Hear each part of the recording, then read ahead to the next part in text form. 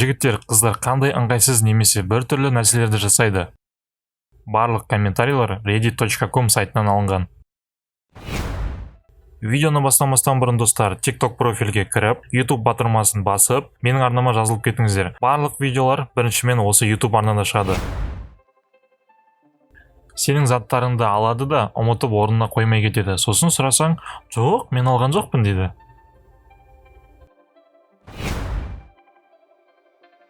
Фотоға түсейін деп жатырғанда олар бір түрлі позаға тұрып бастайды. Еще сол позаны олар вообще өзгертпейді. Және ол поза оларда автоматты түрде жасалады. Мен үшін бұл өте күлкілі.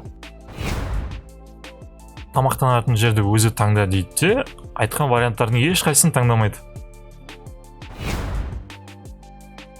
Ой, мына тамақ өте майлы, менің диетама болмайды дейді де, бірақ сонда да жей береді.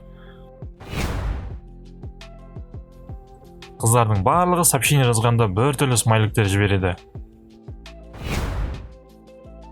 Егер ұзақ уақыт үндемей немесе сообщение жазбай қалсаң, сені ренжіп қалды деп ойлайды. Ал қайта-қайта сөйлеп сообщение жазсаң, тоже ренжіп қалады. Жуынып болғаннан кейін шаштарын жинамай кетеді.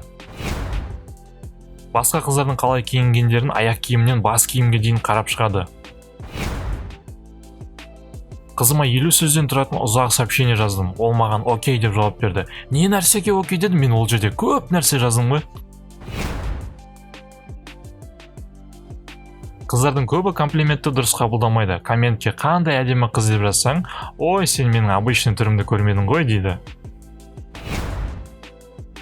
Әдемі болса да өз-өзін ой, менің түрім онша емес деп түсіре береді.